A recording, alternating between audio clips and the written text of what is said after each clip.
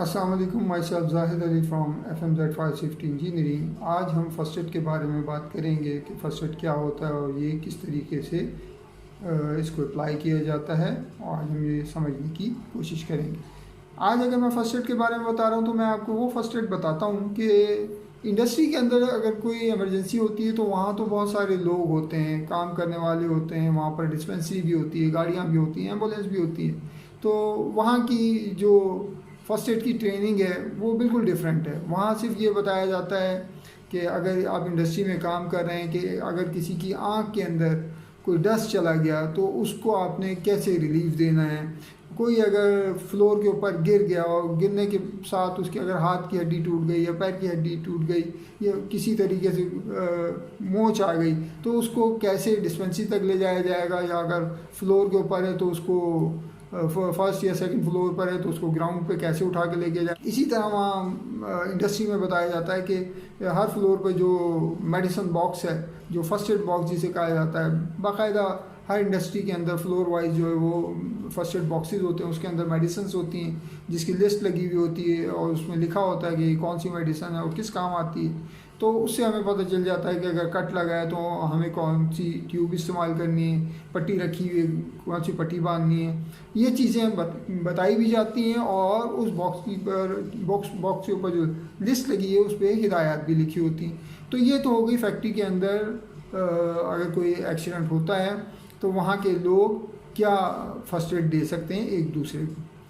लेकिन हम इससे बढ़कर बात करते हैं कि हम फैक्ट्री से निकले और फैक्ट्री से निकलकर जब गाड़ी में हम शाम को घर जा रहे हैं और खुदा न खास्ता उस गाड़ी का एक्सीडेंट हो गया, अब हम एक दूसरे की जो मदद करेंगे वो एक्चुअल फर्स्ट एड हो। जैसे कि हम कहते हैं कि अगर किसी इंसान का गाड़ी का एक्सीडेंट हुआ और उसमें बहुत सारे लोग थे, किसी का हाथ टूट गया, किसी का पैर टूट गया, किसी का सर फट गया, किसी की आँख के अंदर चोट लग गई, किसी के चेहरे पे लग गई, किसी का ब्लड नहीं रुक रहा, उस सूरत के अंदर अब हम क्या करें। तो ये वो बेसिक फर्स्ट एड है जो हमें मालूम होनी चाहिए। तो हम आपको बताते हैं, कोशिश करते हैं बताने की कि अगर किसी इंसान का हाथ में फ्रैक्चर हो गया, अच्छा, इंसान के जिस्म की कोई भी हड्डी अगर टूटती है तो वो उस जगह पर हाथ नहीं लगाने देगा क्योंकि उसे वहाँ बहुत तकलीफ़ होती। तो हम ये कहते हैं कि आप कुछ भी ना करें। अगर उसके हाथ की हड्डी टूट गई है तो हमेशा याद रखिएगा जो इंसान की जिसामत है और जो औज़ा जिस शक्ल में है, अगर आप उसको उसी शक्ल में रखेंगे रेस्ट की हालत में तो वो उसको तकलीफ़ कम से कम होगी। अच्छा, फर्स्ट एडर का काम भी क्या है? तकलीफ़ को कम करना, क्योंकि वो डॉक्टर नहीं है कि वो इलाज करे। वो फर्स्ट एड का मतलब यही होता है कि वो उस वक्त जिस तकलीफ़ में है उस तकलीफ़ को किसी तरीके से मिनिमाइज़ करे। और वो मिनिमाइज़ सिर्फ यही नहीं कि वो हाथों से कोई मदद करे, आप उसके साथ उस वक्त उसका ध्यान बटाने के लिए जो बातें करेंगे वो भी फर्स्ट एड ही है कि उसका जहन उन बातों में दे दिया जाए, लगा दिया जाए जो कि उस एक्सीडेंट से रिलेटेड नहीं है। यानी उसको तसल्ली दी जाए कि तुम ठीक हो जाओगे, एम्बुलेंस आने वाली है, हम हॉस्पिटल पहुंच जाएंगे और ये सब कुछ ठीक हो जाएगा। यानी उससे पोलाइटली बात करनी है और उसे पॉजिटिवली बात करनी है और उसको हौसला देना है कि तुम ठीक हो जाओगे। अच्छा, तो हम कह रहे थे अगर किसी का हाथ बाजू टूट गया है, हड्डी टूट गई है, तो उसके हाथ को बिल्कुल उसके हाथ को आप ऐसा करें कि उसको कहें कि पेट पर अपने हाथ को रखे, तो क्या होगा, उसका हाथ बिल्कुल इस शेप में आ जाएगा। और ये एक नेचुरल शेप है कि जो हड्डी टूटी है वो जब आप हाथ को इस तरह करेंगे तो नेचुरली वो हड्डी बिल्कुल उस लेवल पर आ जाएगी जहाँ पर उसको होना चाहिए था। अब इस हाथ को कितनी देर तक ऐसा किया जा सकता है? नहीं किया जा सकता। तो हम ये कहते हैं कि अगर आपके पास कोई रुमाल है, कोई बड़ा सा कोई कपड़ा है, कोई ऐसी चीज़ है जो आप उसके गले में डाल के और उस पर गिरा लगा दें, उसके बाजू को उस कपड़े के अंदर कर दें जो एक सपोर्ट उसको दे और वो हाथ हिले ना, ज़्यादा मूव ना करे, तो उसकी तकलीफ़ कम से कम हो जाएगी। इसी तरीके से हम कहते हैं कि 2 हाथों की कुर्सी बनाना। अच्छा, 2 हाथों की कुर्सी क्या बनाई जा सकती है वो अभी हम आपको बताते हैं कि वो दो हाथों की कुर्सी किस तरह बनेगी। दो मुख्तलिफ लोग जब अपने हाथों को इस तरह जोड़ें तो ये कहलाता है टू हैंडेड सीट। इन दो हाथों की कुर्सी के ज़रिए आप कैजुअलिटी को एक जगह से दूसरी जगह मूव कर सकते हैं। इसी तरह तीन हाथों की कुर्सी, चार हाथों की कुर्सी, जो मुख्तलिफ टाइम्स में मुख्तलिफ कैजुअलिटी की कंडीशंस देख कर उनको अप्लाई किया जा सकता है। इसी तरीके से अगर हम किसी के ब्लड निकल रहा है, बहुत ज़्यादा ब्लीडिंग हो रही है, तो हम ये कहते हैं कि उस जगह पर आप फौरी तौर पर कोई, आपके पास अगर नहीं कोई कपड़ा तो जो गाड़ी के अंदर मौजूद अगर कोई कपड़ा है उसी को लें और उसके उस जगह पर जहाँ ज़ख़म है उसके ऊपर और उसके नीचे दोनों साइड पर आप वो पट्टी को कस के बांध दें ताकि ब्लड जो है वो वहाँ तक ना पहुँचे। एक्चुअल पट्टी बांधने का मतलब क्या है कि ब्लड को रोकना, ठीक है। ज़ख़म बड़ा है तो आप उसके ऊपर अगर कोई चीज़ भी बांधेंगे उससे फ़र्क नहीं पड़ेगा, क्योंकि ब्लड जिस्म के अंदर चलता है, गर्दिश करता है, वो चलता रहेगा। अगर आप उसके दोनों एंगल अगर बांध देंगे जहाँ ब्लड आ रहा है जहाँ से, तो क्या होगा कि वो एरिया जो उसका जहाँ से ब्लड आ रहा है वो सुन्न हो जाएगा, यानी वहाँ ब्लड वहाँ तक पहुँचेगा नहीं आपके वो पट्टी बांधने की वजह से। अच्छा, पट्टी का लफ्ज़ इसलिए इस्तेमाल कर रहा हूँ कि कोई भी रुमाल, कोई भी कपड़ा जो उस वक्त अवेलेबल है वो आपने बांधना है तो उसको हम पट्टी कह रहे हैं। तो वो कोई भी कपड़ा हो सकता है जिससे आप बांध रहे हैं तो वो ब्लड रुक जाएगा, तो ये उस वक्त के लिए। इसी तरीके से हम कहते हैं कि बचपन में आप एक दूसरे को पीठ पर उठाते हैं और जिसे हम कहते हैं पिक्का बैग, तो ये किस सूरत में होता है कि अगर किसी के दोनों पैरों के अंदर इंजर्ड हो गया तो उसको आप पिक्के बैग के ज़रिए मूव कर सकते हैं। इसी तरीके से हम ये कहते हैं कि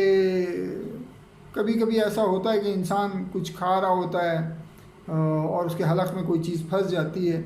तो आपने देखा होगा जब हलक के अंदर कोई चीज़ फंस जाए तो इंसान की कंडीशन जो है वो बेहोशी की तरफ चली जाए। अगर हलक के अंदर कोई चीज़ आपके फंसी है और आप उसके बैक पे जाके और दोनों हाथ अपने उसके पेट पे रखकर और उसको एक झटके से दबाएंगे तो क्या होगा, जो स्टमक है उसके अंदर जो एयर होगी वो यहाँ हिट करेगी और हलक में जो चीज़ होगी वो बाहर आ जाएगी, उसको रिलीफ मिल जाएगा। ये एक है। इसी तरीके से आँखों के अंदर अगर डस्ट चला गया है या कोई काम कर रहे थे उसका कोई पार्टिकल आपकी आंख में चला गया तो कोई उसमें तजर्बात करने की ज़रूरत नहीं है। हम कहते हैं उसको आप सीधा बंदे को जो कैजुअलिटी है उसको लिटा दें और साफ़ पानी गिलास में, कप में, किसी चीज़ में ले लें और उस पानी को इस जगह से आँख के अंदर डालना शुरू करें। इस आँख को एक हाथ से पकड़ लें और इधर से पानी डालना शुरू करें, क्योंकि बंदा लेटा है तो पानी यहाँ से जाएगा और पूरी आँख में से होता हुआ यहाँ से निकल जाएगा। तो क्या होगा, वो पानी पूरी आँख को वॉश करेगा और जो पार्टिकल है उसको बाहर निकाल देगा। इसी तरीके से कोई शख्स एक्सीडेंट होता है और बेहोश हो जाता है तो अब उसको होश में लाने के लिए हम कहते हैं कि CPR। अच्छा, CPR जो है वो बाकायदा ट्रेनिंग है और बगैर ट्रेनिंग के इसको अप्लाई नहीं करना चाहिए, लेकिन समझाने के लिए थोड़ा सा मैं आपको CPR के बारे में बता देता हूँ। इसी तरह माउथ टू माउथ जो है वो एयर देना, मुंह के ज़रिए सांस देना, वो भी हम थोड़ा सा आपको बता देते हैं। जब भी कोई बेहोश हो जाता है तो सबसे पहले याद रखिएगा कि आपको उस बेहोश शख्स का जो बेहोश हुआ है सबसे पहले आपने उसके हाथ और पैरों को सीधा कर देना है और सीधा करके उसको लिटा देना है एक, ठीक है। अगर वो लेटा है पैर इधर उधर उसको बिल्कुल सीधा कर देना, पैरों को भी सीधा कर देना है, हाथों को भी सीधा कर देना है। फिर उसके बाद आपने उसके इर्द गिर्द की चीज़ों को देखना है कि ये अगर वहाँ कोई लोहे का सरिया है या कोई दीवार गिरी हुई है जिससे आपको ये आइडिया हो जाएगा कि यार शायद इसके सर पे ये चीज़ लगी है और जिसकी वजह से ये बेहोश हुआ, तो इस गिर्द की चीज़ों का जायज़ा ले लीजिए। उसके बाद अगर उसमें भी कोई चीज़ आपको नहीं मिलती तो फिर हम ये कहते हैं कि आप उसके करीब बैठ जाइए अपने घुटनों के ज़रिए और उसके मुंह को खोलिए, क्योंकि बेहोश जो शख्स होता है उसकी ज़बान थोड़ी सी अंदर की तरफ टर्न कर जाती है, मूव करती है, टेढ़ी हो जाती है। तो आप उसका मुंह खोलिए थोड़ा सा अपने दोनों हाथों को इधर रखेंगे, उसके जबड़े को खोलेंगे और एक हाथ से, अच्छा उंगली या हाथ ये आपने उसके मुंह में ऐसे नहीं डालनी, बल्कि इसके ऊपर कोई कपड़ा यानी साफ कपड़ा लपेट के फिर आपने उसकी ज़ुबान को सीधा करना है, ठीक है। और आपने देखने की कोशिश करनी है क्या हलक के अंदर कोई चीज़ फंसी हुई तो नहीं, और अगर कोई चीज़ फंसी हुई है तो उसको आप हाथ से निकालने की कोशिश नहीं करेंगे, ठीक है। उसको आप हाथ से, हलक के अंदर अगर कोई फंसी, मुंह के अंदर है तो वो चीज़ जैसे ज़बान को सीधा किया है तो उसको आपने बाहर निकालते हैं, लेकिन अगर वो हलक के अंदर फंसी हुई है तो फिर उसके लिए आप एज ए फर्स्ट एडर उसको नहीं निकालेंगे और कोशिश करेंगे कि उसको जल्द से जल्द हॉस्पिटल पहुंचाया जाए, उसका इंतज़ाम करेंगे। लेकिन अगर उसके मुंह में कोई चीज़ है तो वो निकाल दें, और जब वो क्लियर हो जाए तो हम कहते हैं सबसे पहले आप उसको माउथ टू माउथ जो है जिससे सांस देना कहते हैं वो देने की कोशिश करें, ताकि वो उसकी सांसें बहाल हो सकें। अच्छा, मुंह से सांस देने का तरीका क्या है कि सबसे पहले तो जो आप अपने मुंह में ताज़ा हवा भरेंगे,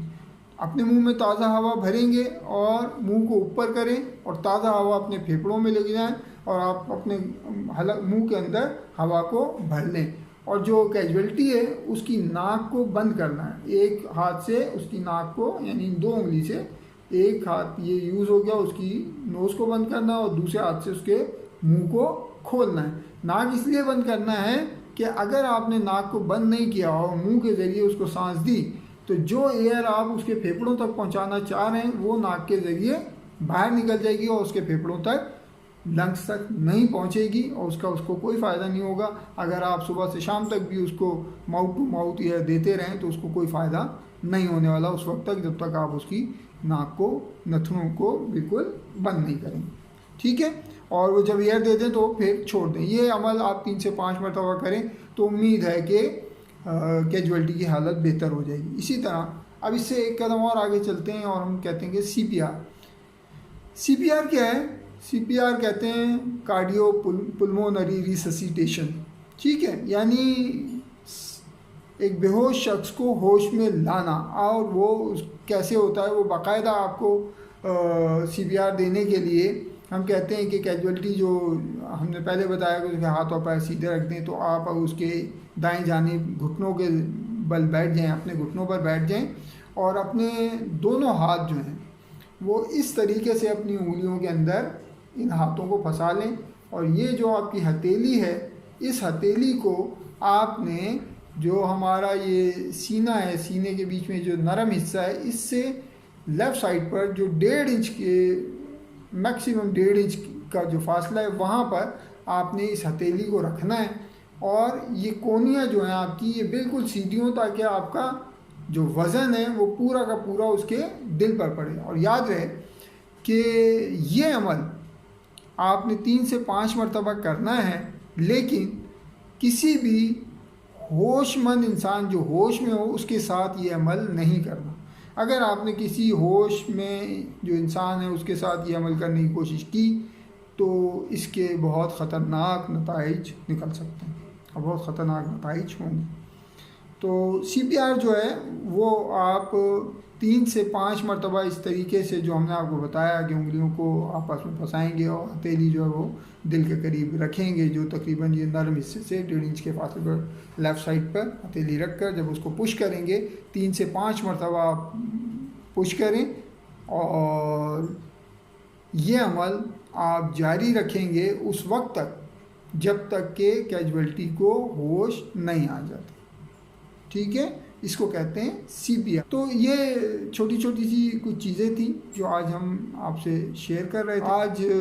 मैं सिर्फ ये चाहता था कि थोड़ा सा हमारे लोगों को जनरल फर्स्ट एड के बारे में पता हो कि अगर कभी कोई इमरजेंसी हो जाए तो हम किस तरीके से एक दूसरे की मदद कर सकते हैं। Thank you.